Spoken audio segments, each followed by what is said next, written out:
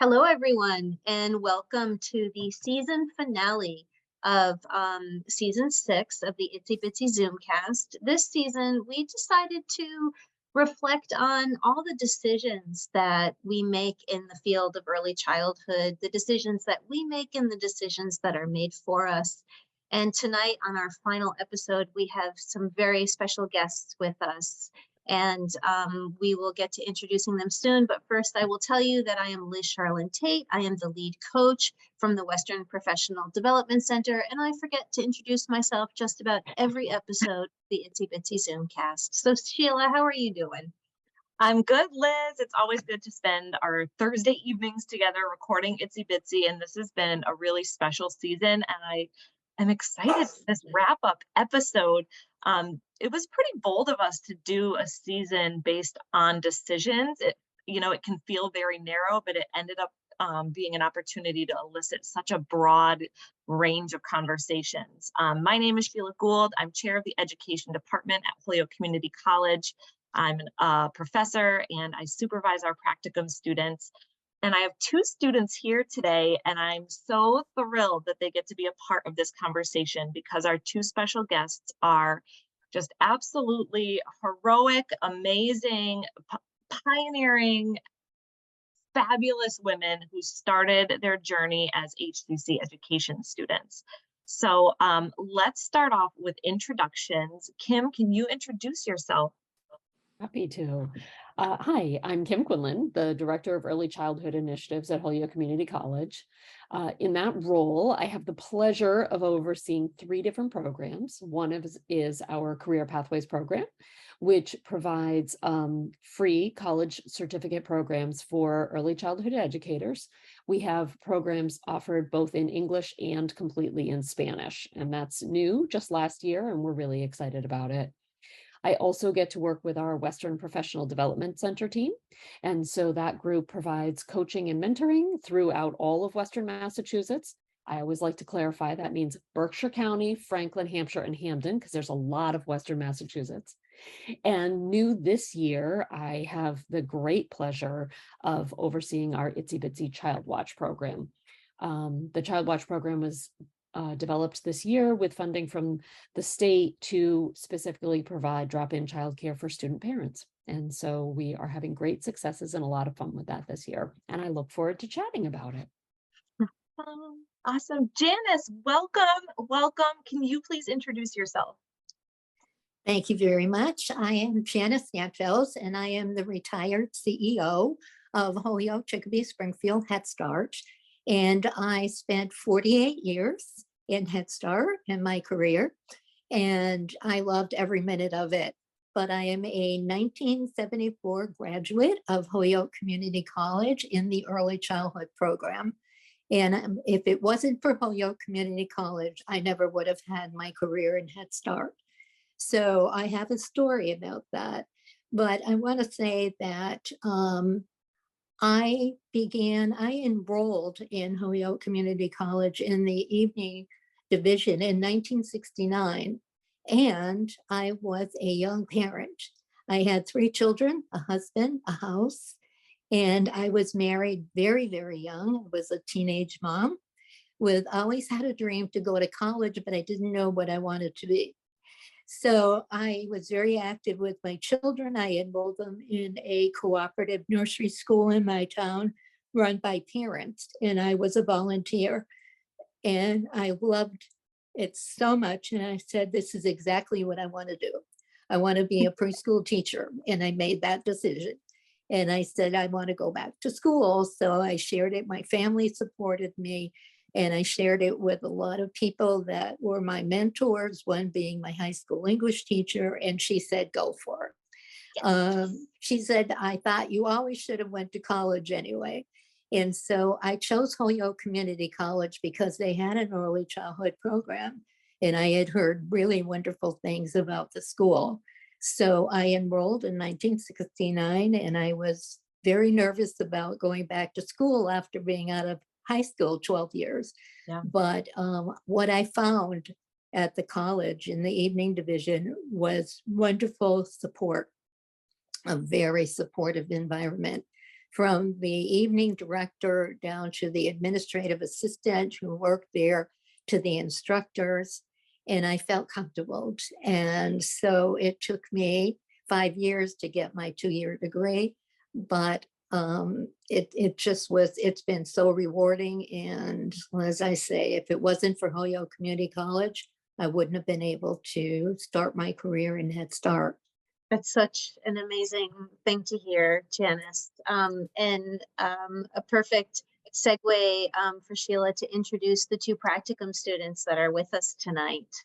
Yes. And, it's so interesting, Janis, that you mentioned, ending that stigma around it being a 2-year college.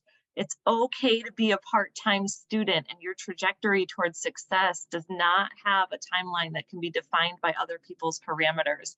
So I love that you mentioned that it took 5 years, and that's okay.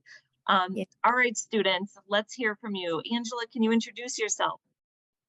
Yes, hello, I'm Angela Salem. I'm 24 years old. I am majoring in early education in HCC.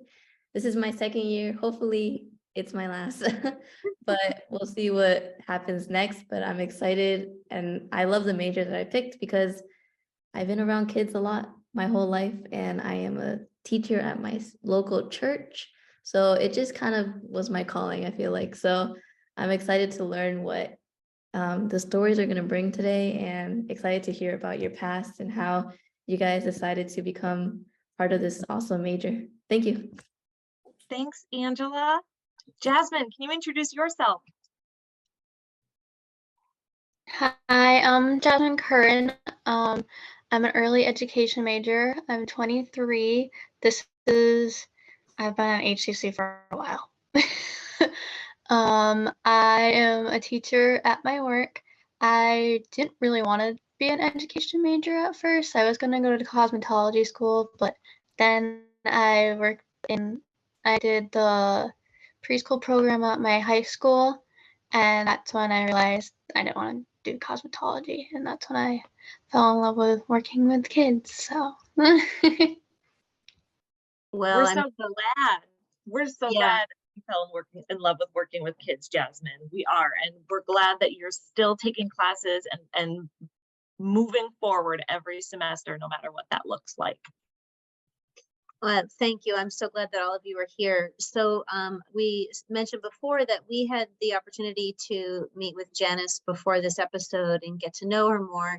And there was something that really stood out for me when Janis was sharing stories with us, which is what she referred to just now about the decision-making process, about the decision to go to school.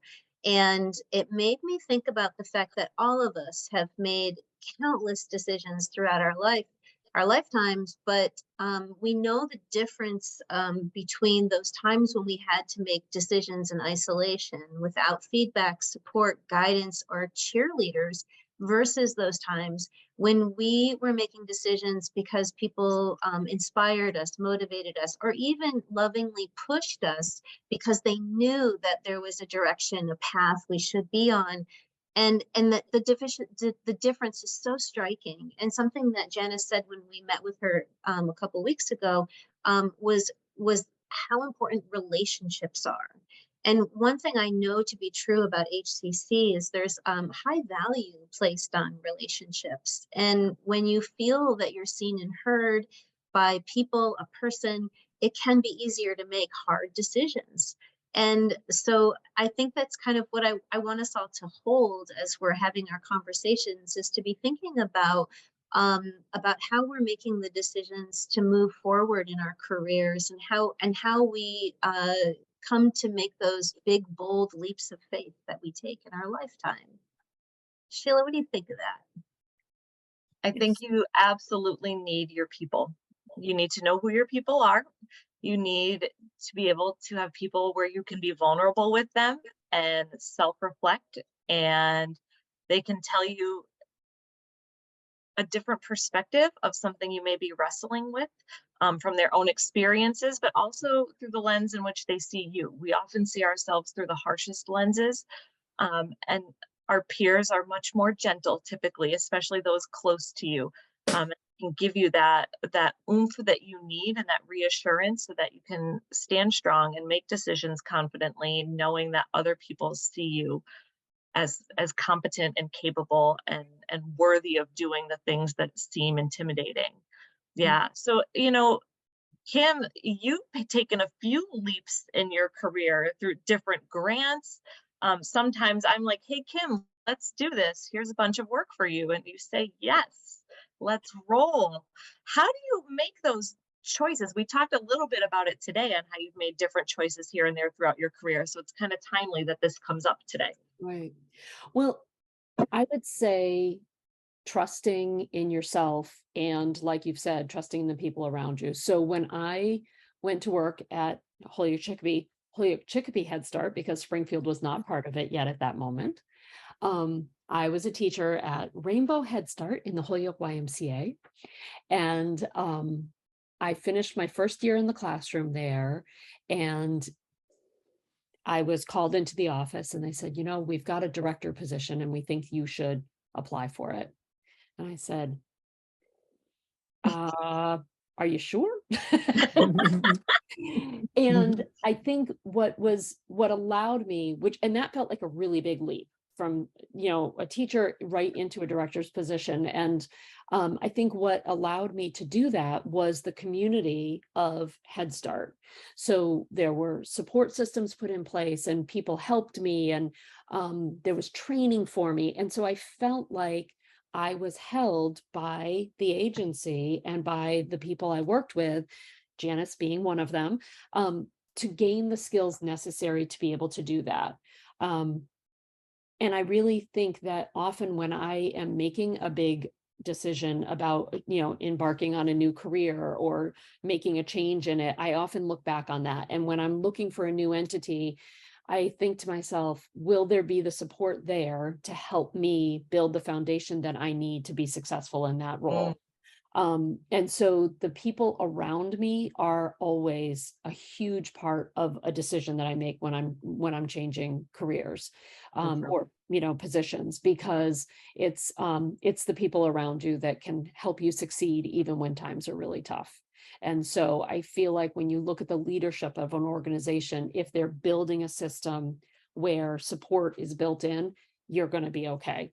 Because even if you have struggles or stumbles, there's going to be people there to catch you and move you along. And so I think as much as thinking about what you want your next step to be, following people or following leadership that feels like high quality to you is always a good step to look at when you're changing or moving on. That's great advice for these students, especially those that are about to graduate and maybe interviewing. It's okay to ask questions and say, is there a mentorship program? What is the team atmosphere like? Those are appropriate questions when that point in the interview happens and they say, do you have questions for us? It's okay to probe a little bit about the support systems that are in place. And that's appropriate and really helpful when you're making decisions. That's such good advice, Kimm. So Janis, I would imagine that I'm really eager for you to share the story of Head Start for you and how it came to be that you bravely established a Head Start program in Western Mass. And could you tell us a bit about that process? Yes, that's probably my favorite story because in one of my early childhood classes at HCC, there was a young man who was the finance director for the Holyoke Head Start program. And I had asked him, I wasn't sure about Head Start, what exactly it was. And so we got friendly. I was asking him questions and he said, oh, you live in Ludlow. That's our catchment area. And I think you should start a Head Start in your town. I lived in Ludlow all my life. And so I thought, oh my goodness. Well, long story short, I met with the director of Head Start and he said, go for it. And I got a program off the ground. I got the interest of parents. I found a site, the Old Boys and Girls Club in Ludlow in the basement. And so I had to have an interview with the director. And so what he said to me was, we want to hire you as the teacher director. However, our Head Start just spun off from a community action program, and we're struggling financially, so we can't pay you with salary. But what we can give you is $18 a week. It's called Commonwealth Core money from the state for volunteers. But he said, maybe when your center generates some income, we'll be able to give you a decent salary. Well, I know that early childhood teachers do not pay well, but $18 a week was something I had to really make a hard decision about. So I went to the director of early childhood at HCC, and she was a wonderful mentor to me. And she said, well, if you can afford to do it, you get your foot in the door, and it might lead to something bigger. So do it. So I did. What year was that, Janis? 1973. Yep. Actually, it was a year before I graduated, but they hired me anyway, and the program got off the ground, and it was very well known in my community, and lots of parents. We didn't have kindergarten in our public school, so a lot of the parents wanted their children to have a preschool experience. Now, what happened was that I was very happy. However, what I found was that early childhood was looked upon as babysitting. And that was very upsetting for me, because I know that we as early childhood educators, that those preschool years are critical years for learning for children. And I was very upset about that. I had a friend, that kindergarten teacher, that came to see my center, and she said, oh, how come you don't have little desks? Or how come, and I said, preschool children learn through play. So I think that I took that. It was very upsetting to me. And I said, okay, this is my path. I'm going to assure that the parents know, that everyone knows the importance of those years. I already was a parent, and I knew how critical those years were. Yeah. And so I worked very hard to bring that to the attention of educators and to parents as well. So, and then in 1976, the director of the agency came to me and said, the agency has decided that all teacher directors need to have a 4-year degree. And so if you don't get it, you're not going to have a job here. Well, that was very disturbing. So the education director was very good. She was my supervisor. And she said, there's a new program at UMass called University Without Walls. And it's for people like you who cannot be in a traditional everyday classes. And so she brought me there, and I enrolled. And I did get my 4-year degree in 1978 from University Without Walls. But it was decisions, all these decisions. Should I take that salary? Should I, do I want to get a 4-year degree? Yeah. And so, but bringing people around you that you trust, and people that, have experience, and it's even my family, I had, they were my cheerleaders, and that's very important. And so I think that, you have to know and set a path for yourself. It's very important.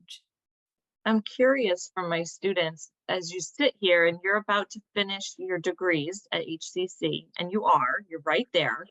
And you hear from two women who have gone so far in their career after starting in early ed at HCC. What does it mean to you to hear from someone who's been so amazingly successful and started exactly where you are? Angela, how do you feel hearing stories like this? Well, I feel kind of relieved, not so scared anymore, because honestly, it's kind of hard to see where you're going kind of early in the game, as I call it. So it's like, where am I going? But hearing your stories kind of makes it more comforting that, there's always going to be opportunities and people around you that are going to be able to support you. And it's like having a good family support system is really important. And I'm lucky enough to have that as well. So I think after hearing everyone's stories, it just makes me feel like, okay, maybe there can be organization on the way there, or like people helping me on the way. So I think it feels very comforting. Jasmine, tell me your thoughts and reactions.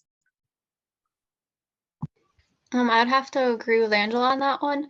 I tend to like get like discouraged in myself and like very stressed out about like what's to come or like what's gonna happen or what am I gonna expect later on and stuff. So, and I have a family of support as well too, which is really nice. One of the things I found about working at HCC, and I did take a class at HCC early in my career, is that as I get to know students and I get to know alumni, even when students are in a place in their life where they're feeling like they don't have a lot of support, they still can turn back to HCC and know that that same support system is still there. It's not unusual for me to hear from an alumni to say, I'm stuck at this point in my career. I'm not sure what to do. Can I run this by you?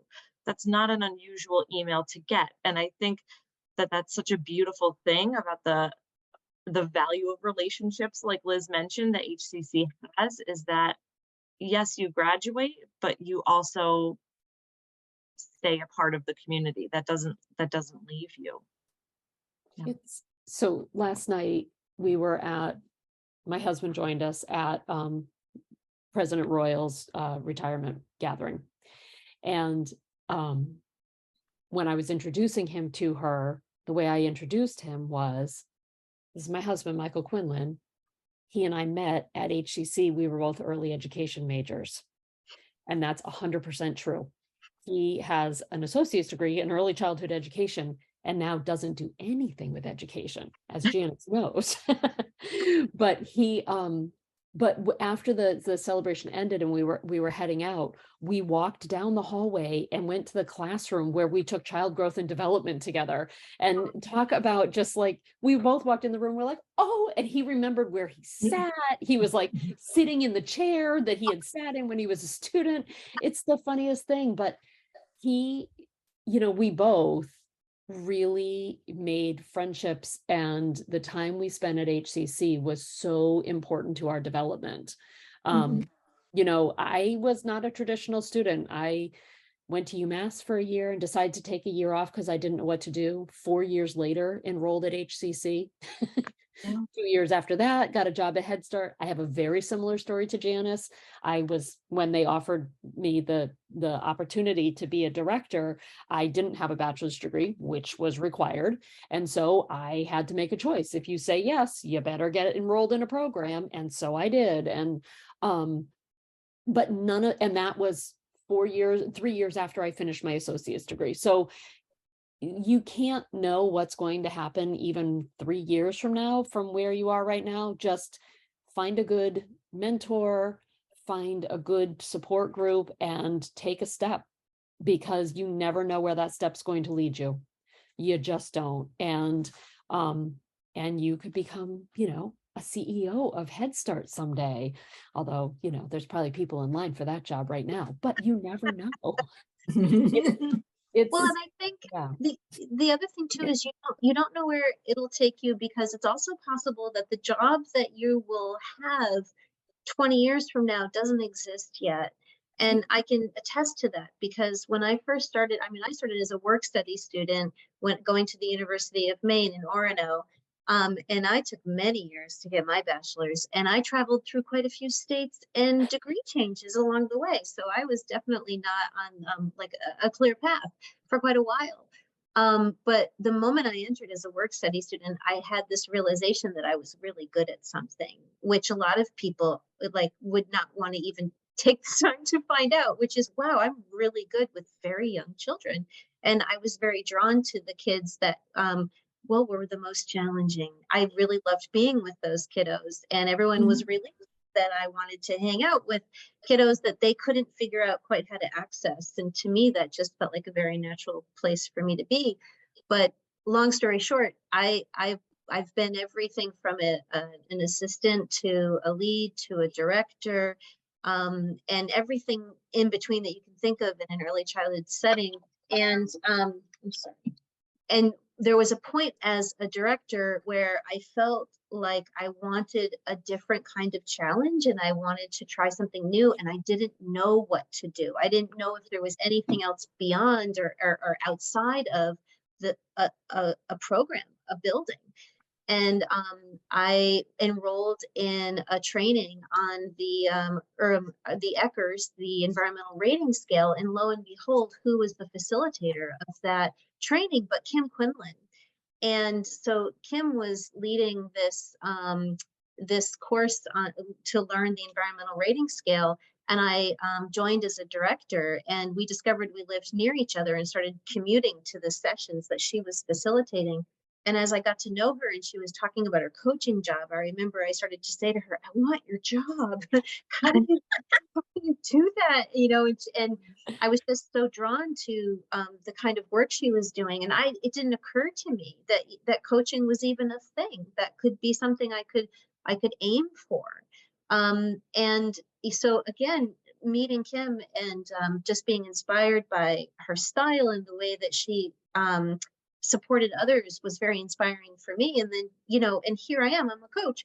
And so just remember that as you're thinking about what you'll do next when you graduate from HCC, is sometimes the job that you will end up loving, you don't know of its existence yet. And it's also possible, I think, Kimm and Janis and Sheila can attest to this, there's times where you can make your job happen for yourself.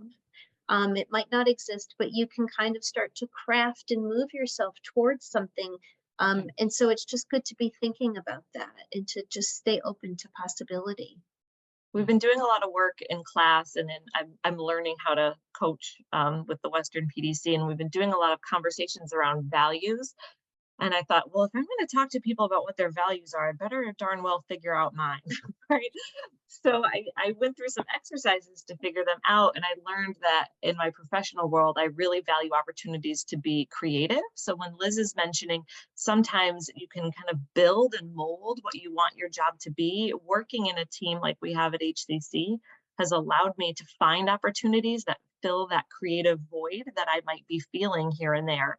And we can create a child watch program on campus, or create a Zoomcast where we have great conversations that we curate for our field, or partner with the Eric Carle Museum and do service learning for them. But knowing what makes you feel fulfilled can help you make career choices when you're stuck, and then you'll know when you're not feeling fulfilled. There was a very long time where I thought I was going to be a family childcare provider. That was my hopes and dreams and all that I wanted. And I did that, and I had a licensed family childcare in my home, and I was quite good at it, but I'm far too social to work alone.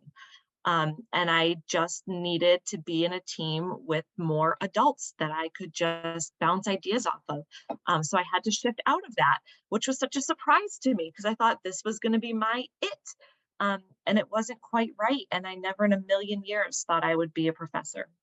I never in a million years, you know, and when I made that choice to go to grad school with two very young kids at home, and I was driving to AIC at night and taking 4-hour-long night classes for 2 years, I realized, gosh, I loved presentation nights, and I loved teaching the adults in the room and doing it in really fun ways.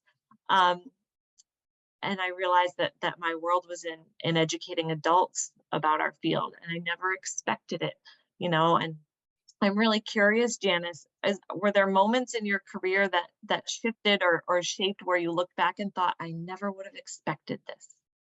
Absolutely, yes.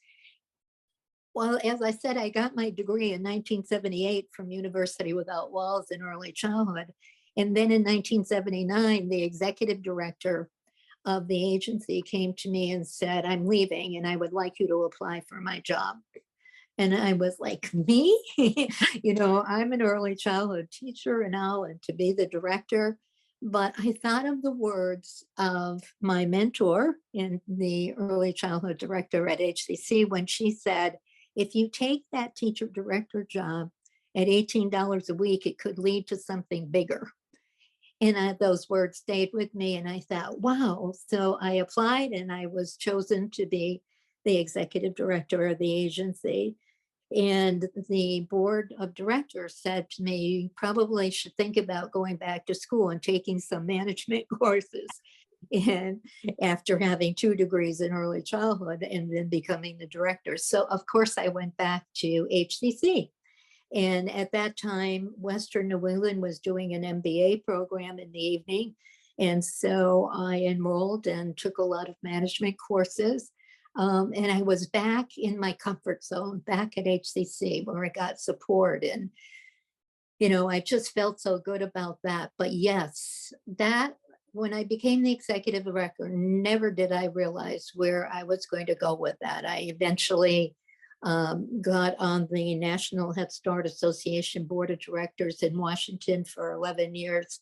I was the vice chair, had opportunities to testify to Congress on behalf of our most vulnerable children and families. And never, ever did I ever think I would go that far.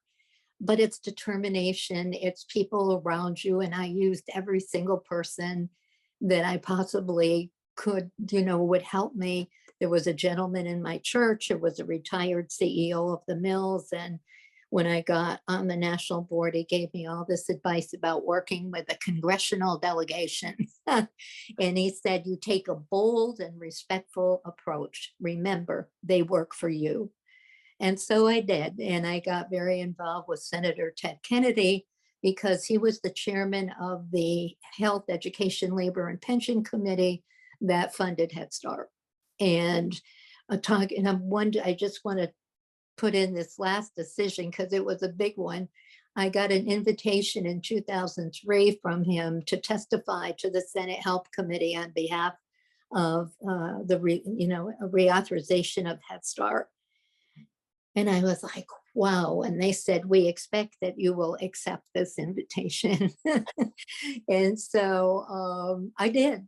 And it was quite an experience. And I could only think that, I grew up in a small town and, I had a wonderful childhood, but never, ever would I have thought that I would have gone that far. But it's like we talked about the importance of people around you, and it's about the bold approach and the respect and dignity and for me as the executive director, I always had, great respect for my teachers. They were so important to me. And, I did what I was taught in management by walking about. You're out there. And I remember the director of the evening program at HCC. He was always out in the halls talking to all the students. And, you have to build that trust among your staff and respect. Yeah. So, yes, it was quite a journey. And one of the most difficult decisions I had to make was to retire. Most people are anxious to retire, but Head Start, I loved what I did, and how fortunate am I to have had a career that I love so much. We're fortunate that you had your career in our area and grew opportunities for professional development for so many people that they could then support the children and families that they served. I am honored that you shared your story on our Itsy Bitsy Zoomcast. I'm so grateful. Thank you so much, Janis, for being here with us for our season finale. It means a lot to us that you could be a part of our Itsy Bitsy world. Thank you. Yeah. Wow. And thank you to the practicum students for joining us tonight as well. Yeah. Well, and I want to thank Janis for the amazing foundation that she has given hundreds and probably thousands of people. There's hardly a room that I sit in without somebody else who worked at HCS Head Start. We're everywhere. And there's not one of us who doesn't say, oh my God, how much I learned at Head Start. My career would not have been the same if I hadn't worked for Head Start. So thank you from all of us for all that you did for us along the way, because it's been a powerful journey. And the professionalism that you taught us and the dedication to children and families was irreplaceable. So thank you. Well, thank you very much. It was an honor to be here tonight. And as I say, I go back and read to the children. In my heart, I'll always be a preschool teacher, and I love that. So thank you so much. Students, you were in the presence of greatness this evening. I'm so glad, Jasmine and Angela, that you both got to be here. I can't wait for the rest of the students to be able to hear this episode. And I know many students and hopefully lots of our followers will tune in and enjoy this episode because it's such a meaningful one.